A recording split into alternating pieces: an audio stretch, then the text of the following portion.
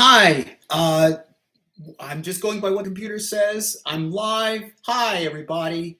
Um, Again, this is my first time doing this. Well, really my third time. I washed my hair to look nice. So I wasn't lucky enough to be, going swimming or anything like that. And certainly not lucky enough to start growing my hair back, as you can tell, unfortunately. So that's why I'm not going to turn my head around so you can see my bald spot. But this is going to be an hour. I figured an hour is probably a good time, probably a better time. I remember doing 2 hours, and I think I did 3 hours. Only done, well, this is my third so far. And I'm excited. I'm going to get a new microphone coming in. I ordered one, a studio microphone. I'm developing my channel, and that's going to be part of the content I'm going to be sharing with you today. Sorry, I'm really distracted by my face right here. I'll try not to be, but I don't have an external camera. I'll just stare at this green light right here, this green dot, so I won't be distracted. Hi, my name is Jeff. I'm not scatterbrained, trust me. I just have a lot going on. I'm eager to get to it right away. But I don't have an external camera. But if I did, it's on my. It'll be on my BuyMeACoffee account, Visionary Ventures, and that way I won't be distracted by my face. So that's one benefit. I don't see any. I don't see any links or chats. Maybe it's in another way. Maybe I'd have to do, somebody clue me in. I know there's one person that was waiting for this chat, and I thank you very much. I don't know who that person is, but thank you very much. I do want this to be a regular chat, but it's going to be like radio. I was an avid talk radio listener. It'll take an hour. This will be an hour, so I have time to talk about it. In the early 90s, when I was in high school, I don't know why. I guess my mom, without going into it, my mom needed some music to keep her company when she was asleep. And so she got into the habit of listening to radio and talk radio sometimes jazz and so forth. It's what we had available. I don't remember exactly what hooked me to talk radio, but I know why. I remember why. I remember Larry King. Oh, it wasn't Larry King Live. He had that show on CNN, TV show on CNN. But he had the Larry King show, I think at 3 o'clock until about 6 o'clock, something like that, at least where I was. And Dr. Joy Brown, which is basically relationship advice. You may remember there was Dr. Laura Schlesinger. I also listened to her. And let me see, there are several Dr. Lauras. No, Dr. Joy Brown, Dr. Laura Schlesinger. And before my time, there was a Sally Jesse Raphael. And of course, she had a daytime talk show, a TV talk show. And some of that stuff is available on YouTube. I've been able to watch certain channels that fortunately archive stuff like that, like Bruce Williams would give business advice, and Art Bell on Coast to Coast AM, who needs no introduction, but I'll describe him anyway. He was fascinated by the paranormal. So that's how he moved away from politics into like his niche and just built that into his own thing. I don't know how many other people had paranormal radio talk shows, but arguably, at least arguably, he was the biggest and most popular. But anyway, I bring up talk radio because what I'm doing right now, this personal blogging, is a way for me to exercise my talk radio skills, my talents, because I think I can talk for a good length of time and just keep talking without anybody else listening or reacting or doing anything, which hopefully is not the case right now. All of these, I should say, each of these episodes will be put into my playlist. they're what I call, they're in the playlist that I call Ideas Between Us. I wanted a very personable title. And I didn't want to call it simply vlogging or my personal vlog or something like that, because my channel is called Visionary Ventures, and I'm going to talk about that. Again, I'm going to be talking about in a moment here. You can pause and read all of my notes. My handwriting is pretty good. Hopefully I didn't write down anything that's demeaning to anybody. I may hear about it soon. But anyway, no. I called the channel Visionary Ventures, and I will get into what I've been producing, the movie, the little bits I've been producing this past week. But I see it as like a television studio or a film studio. If you've watched my earlier stuff, especially my earlier 2 episodes of Visionary Ventures, you would know that I wanted to go into the film industry, the entertainment industry, somehow as a TV writer, TV series creator, or a film director, something like Steven Spielberg, or George Lucas, or Gene Roddenberry, or Rod Serling, some other prominent TV series creator. And where was I going with that? Oh, yes, the Visionary Ventures, yes. So thanks to someone I knew who recommended that I share my ideas with the rest of the world. That was the first inspiration, as I recall. That was the first inspiration for creating a channel. And back then it was called Introspection with Jeff. But even then, I wanted to build it into something more like this. I'm really proud of what I've developed. Well, enough about that. So I have these channels. I think of them as 4 channels. Let me see if I can name them off. There's my Samantha Bahar podcast. That's about my journey into female impersonation. And I fuse that with writing music because if I can't express my ideas through film or TV, and I enjoy 1980s music, and I enjoy female impersonation, I can develop that, develop a character like, somewhat like what Paul Rubens did with Pee Wee Herman or Cassandra Peterson did with Elvira. I would want to be authentic, but it's like an alter ego cosplay kind of thing, to dress up as Samantha and perform and sing and so forth. And I, Jeff, would be credited as the songwriter. So I'd be my one person company, I guess. So that Samantha Bahar podcast explores that journey. And then I have a friend from high school who was interested, still is. I don't think we ever really leave an interest in our favorite toy franchises. By the way, what if you can comment below if you're watching this in the replay, feel free to comment below or to the side or wherever they're sticking the comments when you're watching this. Right now it's below. What were your toy franchises? What were your franchises that you never really grew out of? For me, the top of the list, aside from Star Trek, of course, that's very different. That's a whole other thing. But as a toy franchise from my childhood, my top one is Transformers. And I do remember Mask.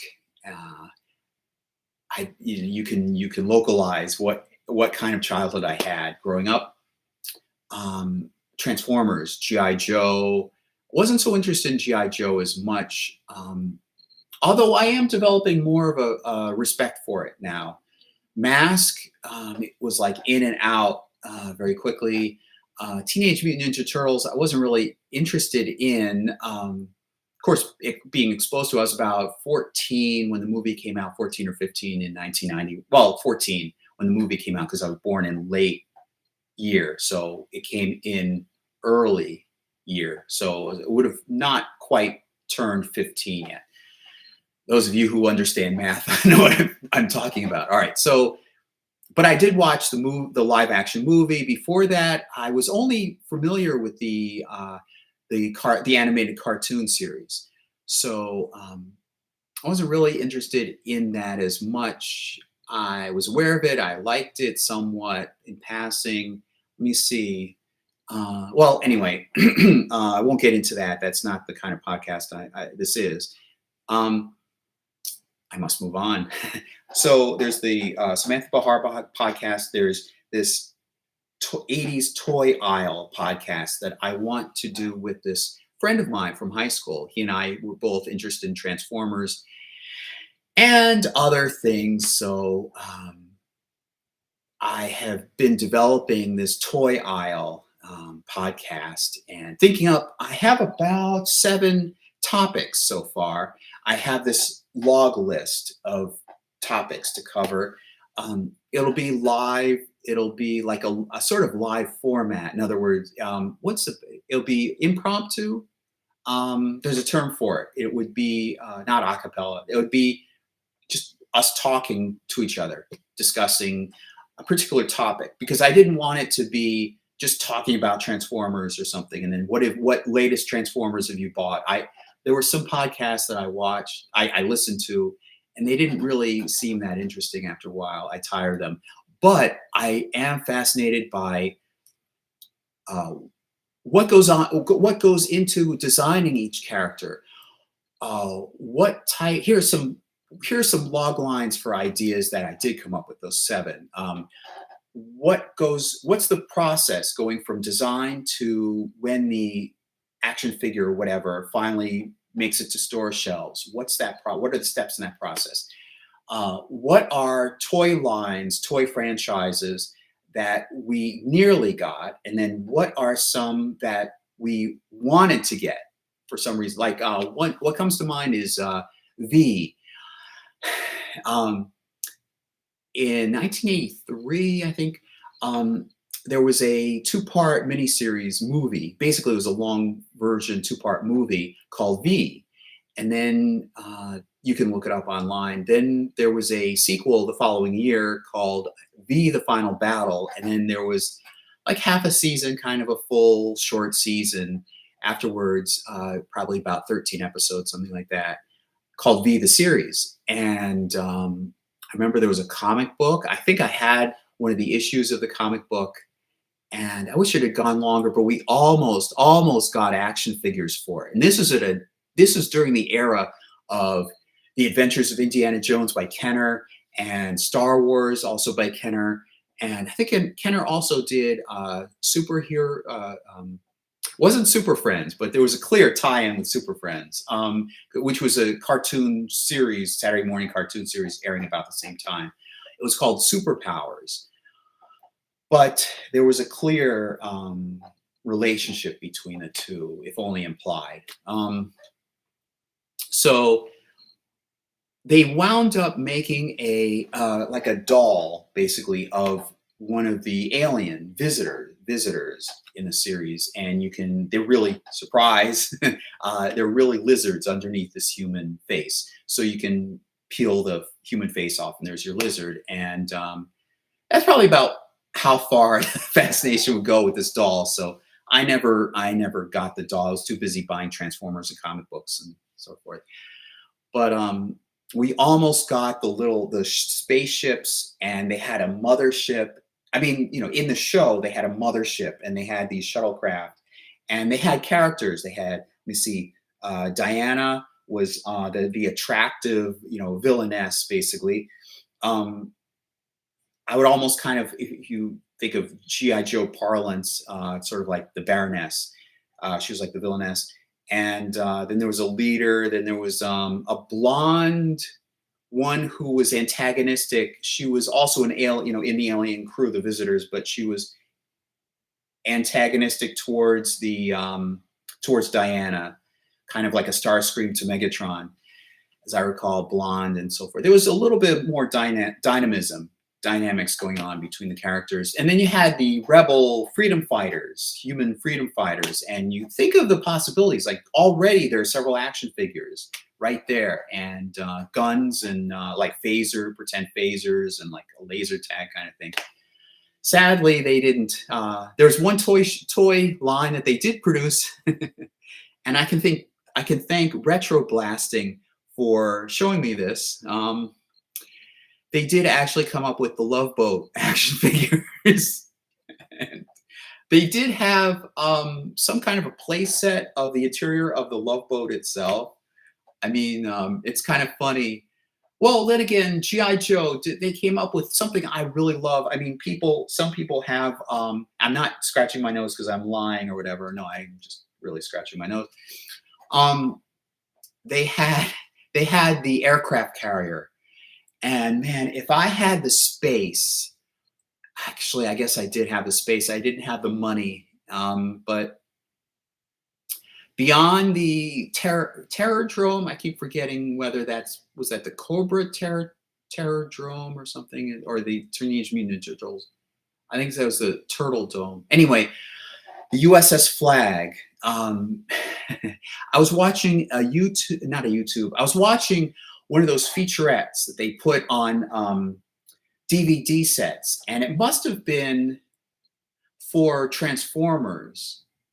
Either that or I was watching a YouTube video. But anyway, I remember I'm blanking on his name right now. Flint Dilley. I think it was Flint Dilley mentioning that they basically used it. They got it for free, basically, in their office. These were, I say they are the writers, the common writers for G.I. Joe and Transformers, and probably what was Gem and the Holograms, and probably several other ones, the more dimensional, more adult kinds of animated series. And I think they got it as a promotion or something for free because they were writing for G.I. Joe. So they were given this aircraft carrier called the USS Flag.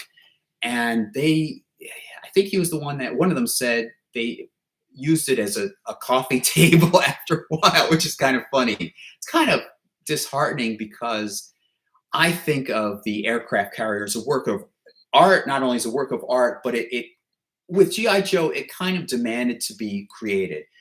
The same sort of goes for the Defiant, the space shuttle Defiant. I don't know what you could do besides that that's on a large scale.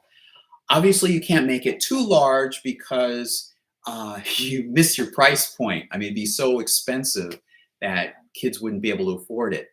Their parents wouldn't be able to afford it. The banks wouldn't be able to loan them the money to be able to afford it. But I love that aircraft carrier. I think it had 99 and as the number of the USS Flag. But it did have a tower. It did have adequate space to land your Striker or Night Raven or whatever. See, I know that's the Cobra side, but I'm just checking to see if you were paying attention.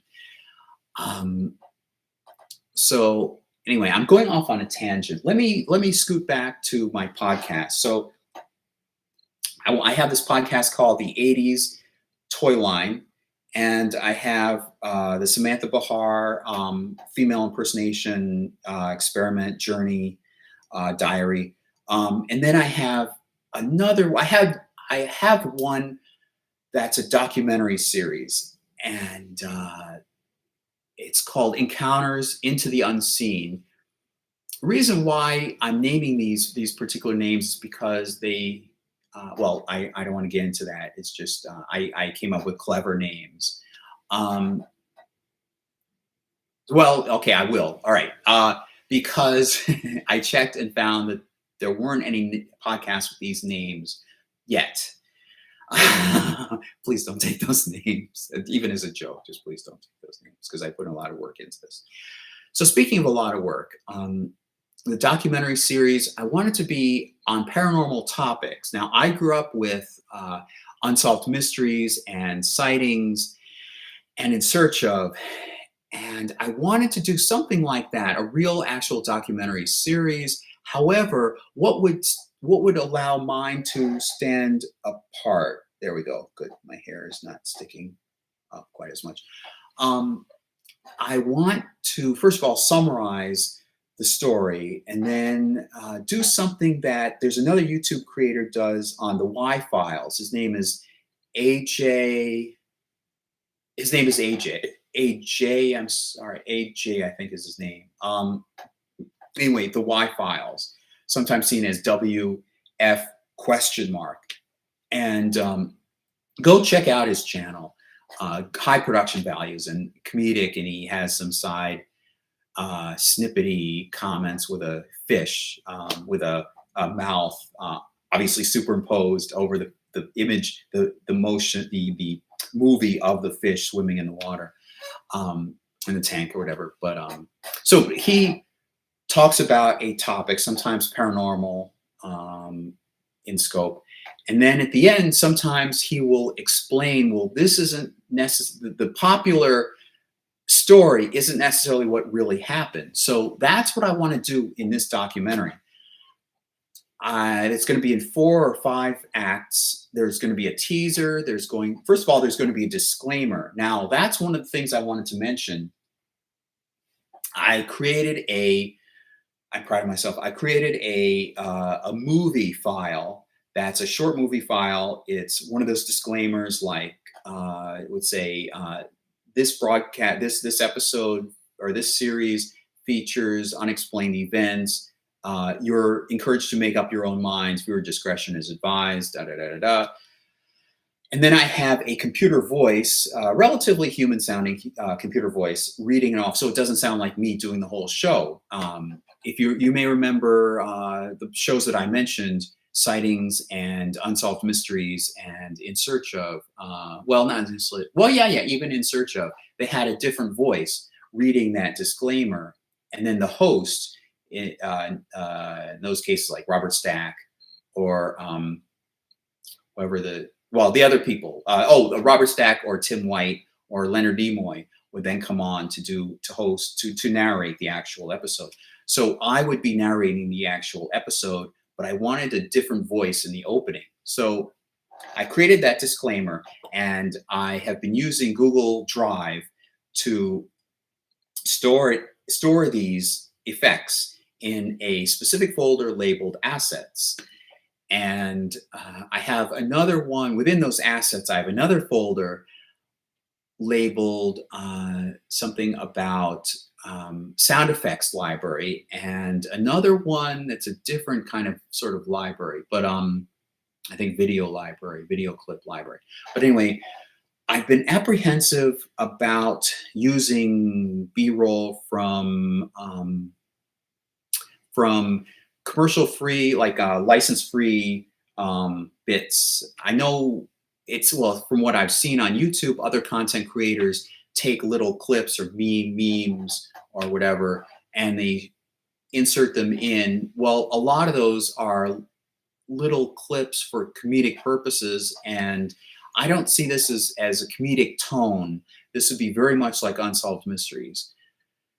So, and the other concern is, the primary concern is, I don't want a whole video, an hour long, 45 minutes long, to be taken down because of one little snippet of a Star Trek episode or something, or somebody sues to,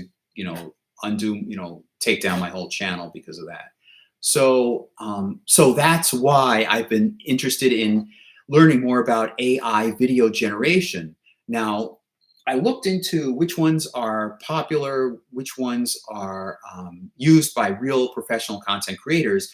So I'm looking forward. I am looking in the short term, in terms of this channel. And I'm also looking long term at my resume. They're both kind of short term. By the way, I'm still looking for work. But I souped up my LinkedIn profile. I souped up my Indeed profile. I made them more creator oriented instead of I'll sweep your floor oriented, or not to demean those jobs. I mean, I've been an assistant, office assistant, temp agent, contracted person for like 20 years, 25 years. Well, yeah, 25 years. I really want a different job. I have 2 degrees, 2 bachelor's degrees from a good university. I'm very smart. I will take jobs like data entry or something other than call center. I'm sick of call center. I'm not ashamed to admit it on the air. In fact, I want it pervaded around social media that I don't want call center jobs. Please quit having those be the only ones available. No, but I will take customer service. I will take whatever there is. I mean, that's these like office jobs, basically office jobs. Um, but Indeed and LinkedIn, I finally changed and altered because you can't really have two profiles for one LinkedIn account.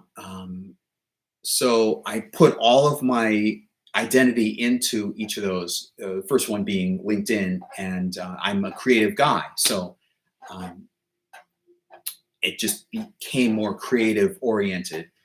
Um, which is good because then I can upload posts to it about what I've been doing, such as creating that disclaimer video, and I created what's called a what I have been calling like a not a station logo, but a company logo, and I've also been using ChatGPT to guide me in how to create these. So I'm learning, and it provided an alternate name for it besides company logo. It called it a vanity card. What I'm talking about is this well, what I'm talking about is this movie, this little clip screen, almost a still shot at the end where it gives the company logo. After you watch the ending credits, you'll see, like, for example, The Simpsons or Family Guy, you'd see the ending credits, and then the final shot of the last credit screen, and then for a moment it'll say something like in studio productions with a happy face or something. That's what I'm talking about. Or you'll see a flash of a unicorn or something at the very end with unicorn productions or something. That's called a vanity card or a company logo or whatever else, or that catchy thing at the end. So I created that. It says Visionary Ventures Productions, and I was able to add in a nice, what's called not a sizzle. It's a no, sizzle reel is what I'm going to talk about in a moment. A sting, a nice sting. A sting is a piece of sound. See what you get when you watch this. I bet you didn't think you'd learn all this. A sting is a sound like a meme. If you're watching a suspenseful TV show, sometimes when they're heading towards a cliffhanger, you might hear something like da da da, or da da da da da da da, and then it'll fade out to a commercial break. Well, that da da da da da would be called a sting, I guess, because it stings your attention span. So I inserted that sting at the end. I inserted that into this logo, so you would see it, and then you would hear something like. That's enough to seem authentic as a real production value. All right, so that's my documentary series. And by the way, this end vanity card will appear at the end of all these productions in this Visionary Ventures channel, because remember, this Visionary Ventures I'm designing to be an all-encompassing network, like production company. So each podcast will be like its own TV show.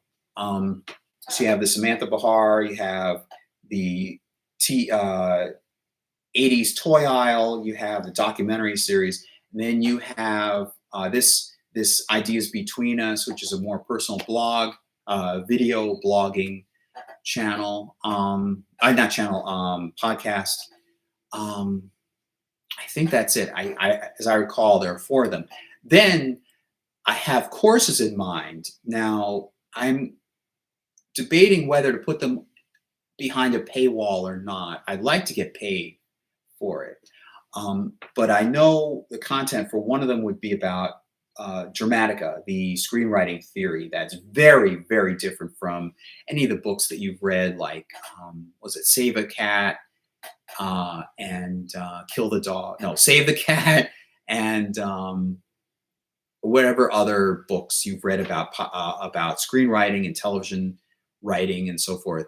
This is a whole theory. It takes some time to learn. I mean, there's one of the cons about it is that there is a learning curve, but that's also one of the tools, one of the benefits of it, because it's not just cookie cutter.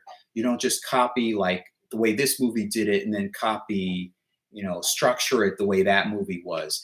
It actually demonstrates how your mind thinks up the story, and it can predict what themes should be in your story and where and when and how to actually structure your story, whether it's a movie or a TV episode or even a book. It's what's called narrative science, which sounds scientific, but it's called narrative science.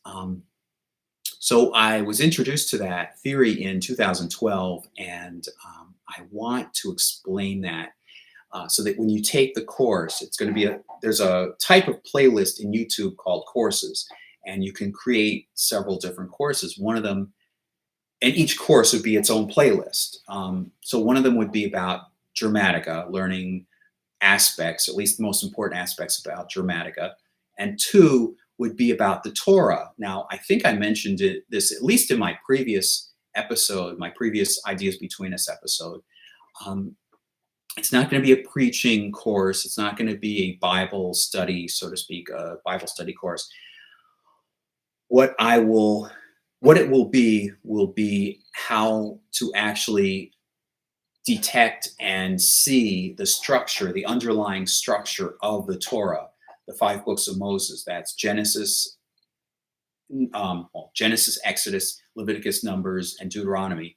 I want to explain why you have this whole structure. I keep doing this because laid out visually, the books, according to Moshe Klein, he has a YouTube channel too under that same name.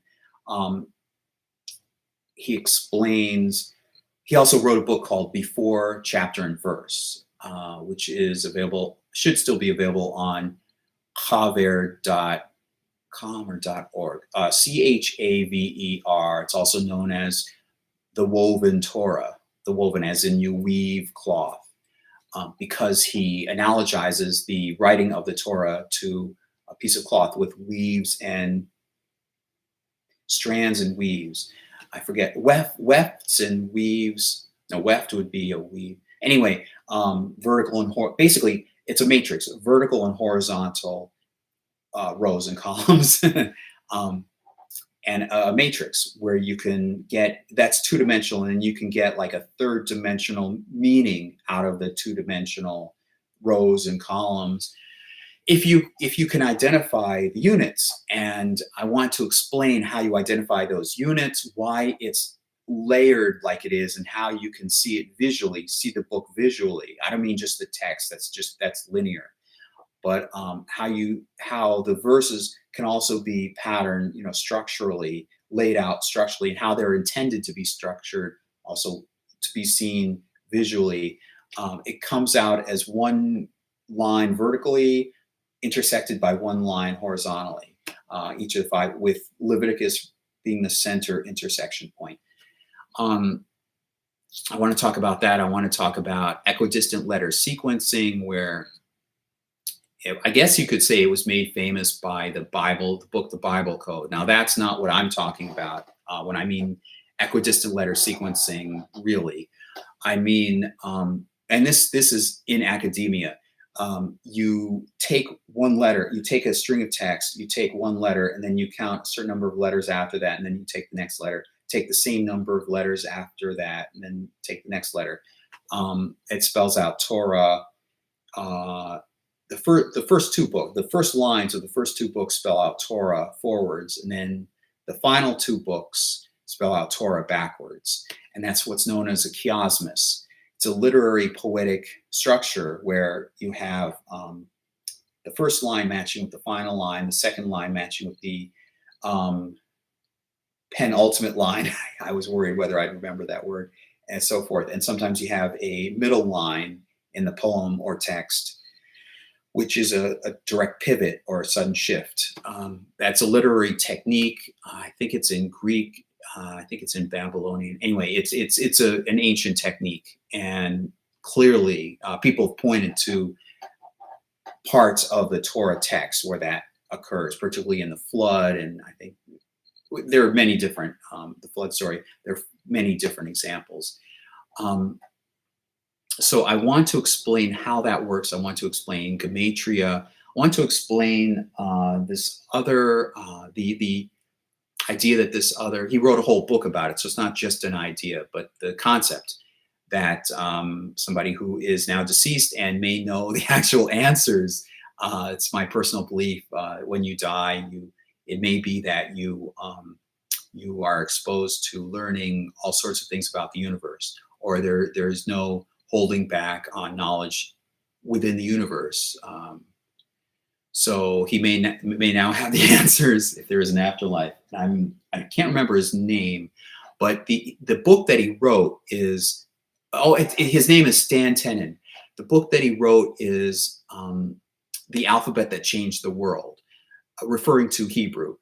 And so he took, primarily what he talks about is that first line of Genesis and how it can be seen geometrically in terms of shapes as a spiral. And there are certain patterns in the sequencing of letters to form the spiral and so forth. He gets into a lot of geometry, and that provides some possible explanations as to verses in Kabbalah. And I guess I want to skip over explaining what Kabbalah is. You can look it up yourself, but it's a collection of Jewish, not a really collection, it's a phenomenon of ancient Jewish texts explaining mystical aspects of deity and the universe and Judaism and so forth. So I want a course on that. And also, it will also include some information about how to read Hebrew, because you must, in order to understand this, you really need at least a little bit of understanding how Hebrew works as a language. So, so there's the Torah, there's Dramatica, and then there's Star Trek and other science fiction concepts. Because I like Star Trek a lot, and I have ideas and opinions and insights into science fiction ideas and fantasy ideas and things that naturally would call for Star Trek and Star Wars. So I wanted some kind of channel wanted some kind of playlist courses to explain these different aspects. So I think I have some good insights and good philosophical ideas and parallels with Roman history and parallels with Germany, World War II Germany. Notice I ducked around saying a certain word there. I should also work on ducking saying a lot of times. So at this point, I just see this stupid monkey taking up part of my screen. It says something went wrong. I'm going to experiment and open up another window here to see if somebody has actually commented on my live presentation. As long as I'm doing this right now, now's the time to talk. I know there was one person, it said one person waiting. I better keep this down. Be careful not to accidentally have a video playing. If anything's going to play, I hope it's me saying, "Hi, I'm Jeff" from my short videos. And I've had ideas about how to do those, how to do new versions of those short videos. I was doing those short videos, YouTube shorts is what they're called, as like a thought of the day. That was back when I was doing my Introspection with Jeff channel, what this became. But I want to do something more. I thought about using them as a commercial trailer. That's another thing. I decided against that. I don't remember if I came up with anything specific about those, but I do want to use ChatGPT to create some commercial trailers to advertise this channel. I don't know necessarily if commercial trailers are apt, but basically channel advertisements to get people to watch this channel. Like you are right now, hopefully. Otherwise, you wouldn't be able to see this. Um, but I will take a transcript from this and my other episodes, some of my other episodes, and feed them to ChatGPT, and then it can help me identify which clips, which parts within the transcripts, which parts within the videos I should take and clip into short, like 30-second or 2-minute or something or other um, sample commercials that I can then somehow distribute or bribe or get shown on YouTube to welcome new people who, and there are millions of them, millions worldwide, who don't know this channel exists. Can you believe that? I know it's very hard to believe. I'm working against that. It's an uphill battle. But let me get back to this. Let me see. I want to go to my own channel, and you're going to hear. Oh, good. Okay, it says live. That's interesting. Ideas Between Us #3. It says live. So okay, so something's working here. Now I want to go to live and see if I can see, because I've watched other people do their YouTube videos, their live presentations, and they say, "Hi, Mark. Hi, thanks for the donation. Hi, Jim," or whatever. And I want to be able to do that too. And I feel like I feel like it's going. I feel like I don't want people to feel neglected. I see in the upper right, I see chat. Let me just type in something. I mean, I'm participating anyway. Can anyone see me? Okay, so I'm able, this is all experimentation at the beginning. You've got to start somewhere. So I type that. So I can see top chat. So I should do this more often now. Hopefully I'm still live, so I haven't screwed anything up. I also have this water bottle here. I deserve a drink.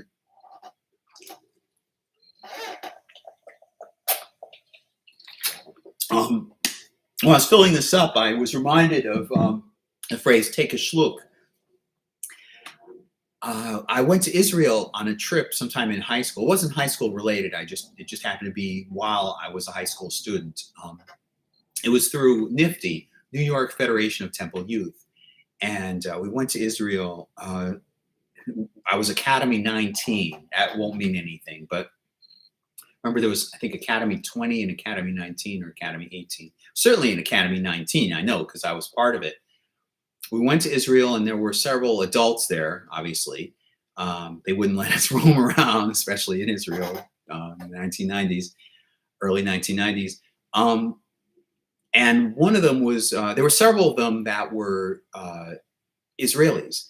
And one of them said, take a schluck, because it was hot climate. And this is during the summer. This is July. So, and we were mountain climbing and everything. It was fun. It was very fun. And I kept in touch with them, some of them afterwards. I still have that Academy 19 list of all the people's names and addresses and so forth. So that was before email. So when email came up and I was in college, I reached out, and I was pretty successful, and I was happy. I was able to contact many of them. But anyway, one of the tour guides would say every now and then, "take a schluck." And we would have, we must have had a water bottle. I remember I had a fanny pack, and she would say, "take a schluck." And that meant take a sip or take a. Schluck sounds more, it doesn't sound like sip. Schluck sounds like, take a gulp. It's probably more accurate, a term.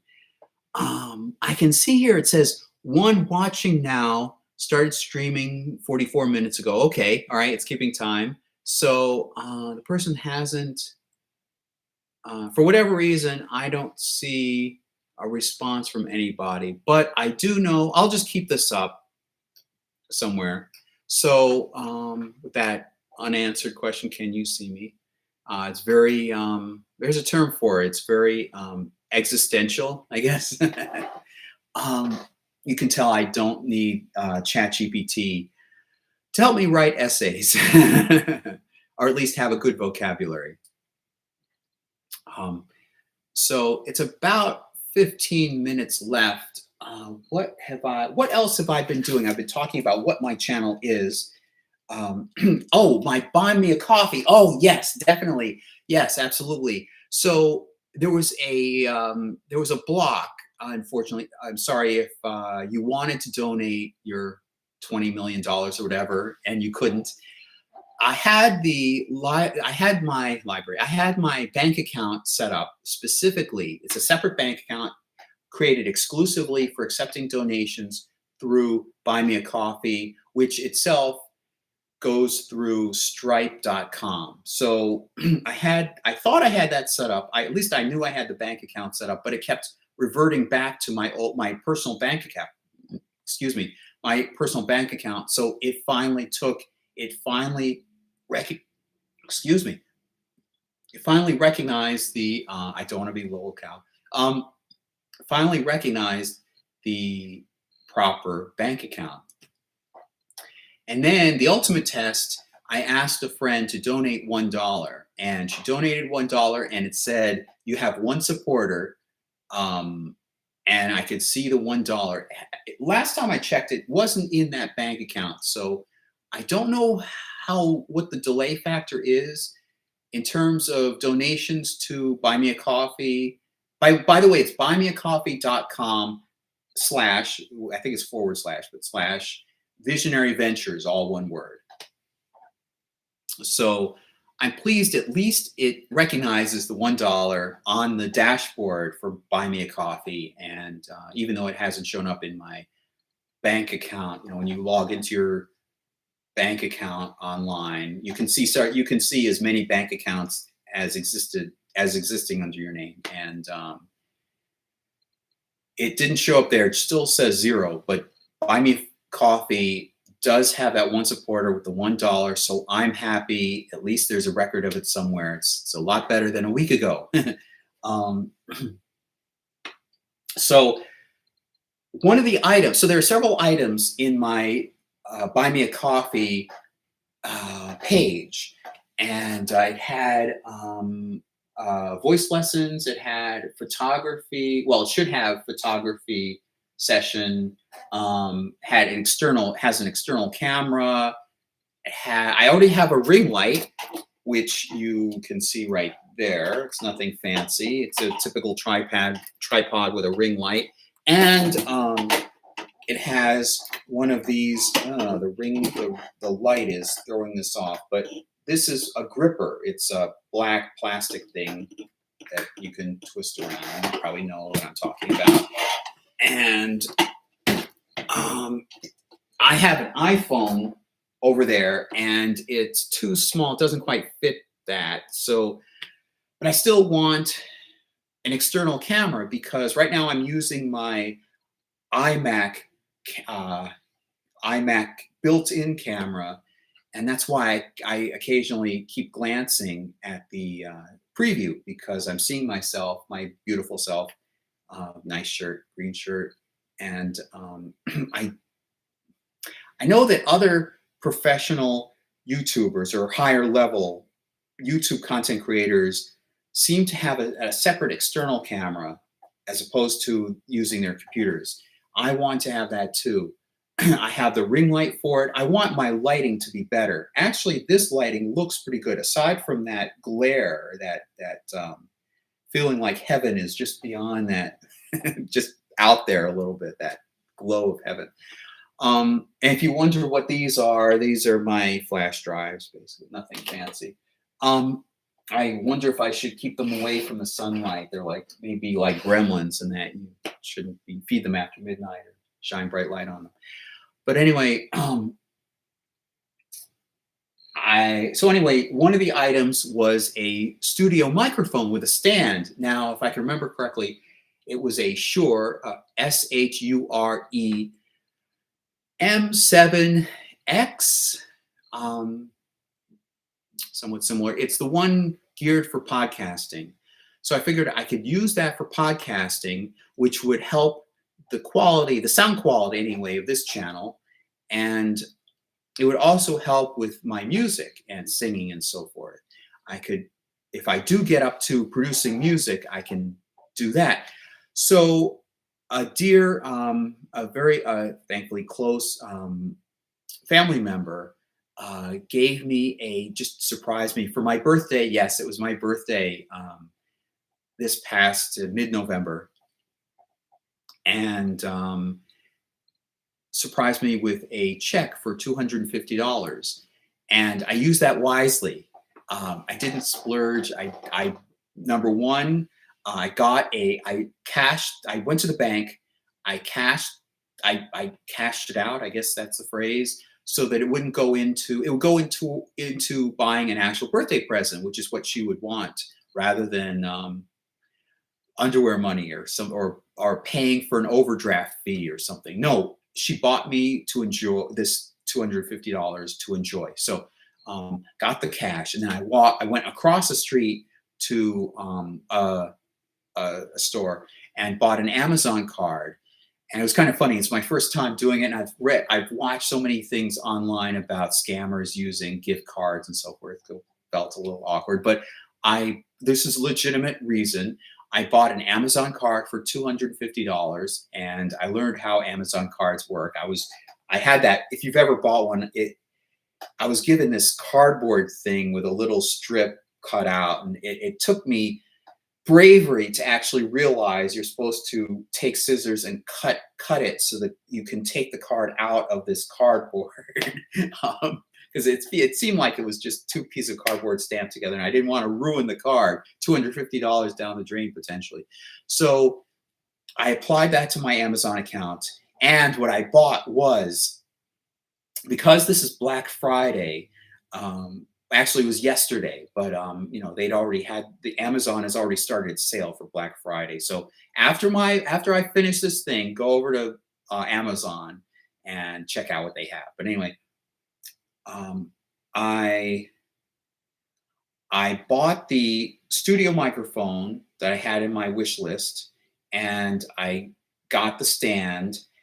And aside from the Stephen King book of the same name, no, I got the stand and I got the microphone, and I got a document. Then I still had some money left over. I had about $30, some 83 cents left over, sharp memory. And with that, I was able to buy a document stand. So it would basically prop up. I've used these before, but it would prop up my papers so I could read off of it. I have a teleprompter that I've shown in a prior video. It's a huge lumbering thing that I don't know would actually work well as a teleprompter, but here it is. Whoop. Here it is. It's may already be cracked by now, but there it is. So I have that. Oh, actually, it's not. I don't think it is cracked. But anyway, I'll use the document stand, and there was my music. I wanted to learn how to do melodies for my Samantha Bahar thing, my songwriting in general. I wanted something catchy. Because the melody, to me, I think the melody sells it. If you listen to Hungry Like the Wolf by Duran Duran, anything by Duran Duran, if you hear anything from the 1980s, the melody, what I call the melody, is very catchy. If you hear Madonna's Material Girl, or Like a Virgin, you recognize, like the first few notes, you recognize what the song is. I must have that to create the kind of music I want to create. So I got a book.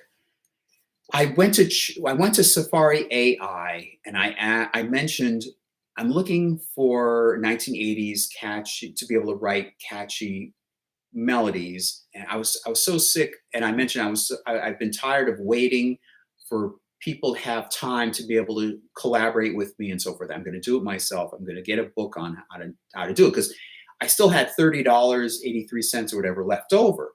So, and this is the time, if there's any time, this is the time to do it, during Black Friday sales. So I asked, what is the best book on how to compose music, especially composing melodies, memorable melodies?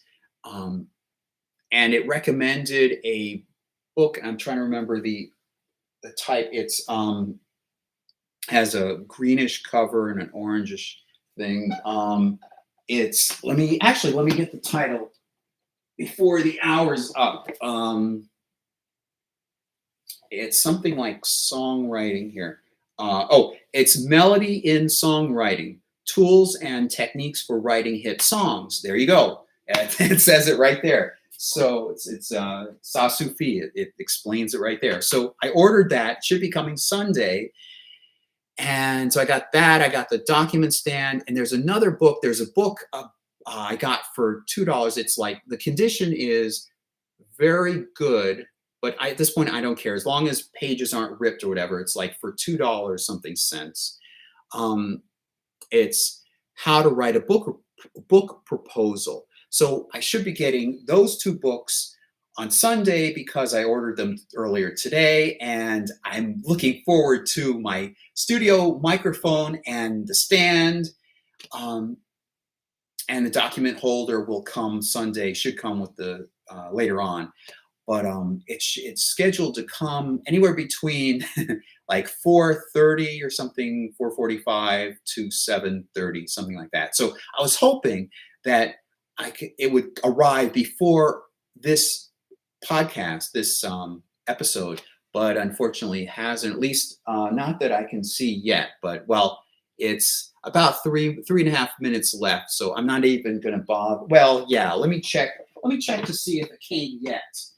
Because these things are pretty careful. If anything changes, it tends the prediction of Amazon and when something will arrive tends to be later than the time. Yeah, it says arriving today, 4:45 to 7:45 p.m. And for those of you curious, I know it's a Sure 7 something. It says out for delivery. Don't you just hate? It says out for delivery and it's like 4 hours or something. I don't know why it says out for delivery 10:06 a.m. But then again, if I'm an Amazon delivery driver, I'd have a whole different perspective on things. Well, I guess I wouldn't be able to go in depth on this, but I was thinking about AI and the cautions about using AI. I've mentioned a little bit about having used AI before. I will knock off the microphone from the Buy Me a Coffee page for Visionary Ventures. However, I've narrowed down my external camera to these two, thanks to getting advice from Safari AI. The Insta360 link, I read these off like I sound like I know what I'm talking about, but the Insta360 link to 4K AI webcam, that's for $149.99. It's $150. I was kidding whom here. Or the Logitech StreamCam Premiere webcam for $129.99. Actually, from what I'm told, that thing about 99 cents, that's not just a gimmick. A friend of mine told me that technically that was required to exchange a penny or something. There has to be an exchange it has to open the cash register, some technical thing. So I guess I shouldn't be as jaded as I am about that, but who's kidding whom, really? When you see it $129.99, it's $130. It's not $129.99. Might as well be $130. Save a penny. But those are the two cameras I'm looking at, external cameras I'm looking at. I still have this person that is willing to do photography, or two photography sessions, one as Samantha, me dressed up as Samantha, one for me dressed up as my normal self, daily self, and voice lessons and femme voice lessons and singing lessons. And there's several licenses, and those are further on. But the quality of this channel would basically be, now that I have the microphone, would basically be one of those two cameras and Final Cut Pro, the actual physical product, for, was it $299.99? Anyway, it's Final Cut Pro, and That's the one I'm looking to go beyond iMovie for editing. So this is 1 hour, and I'll save a whole lot more for next time I'll talk. So I hope you have a good rest of your day, and I'll talk to you soon. Bye.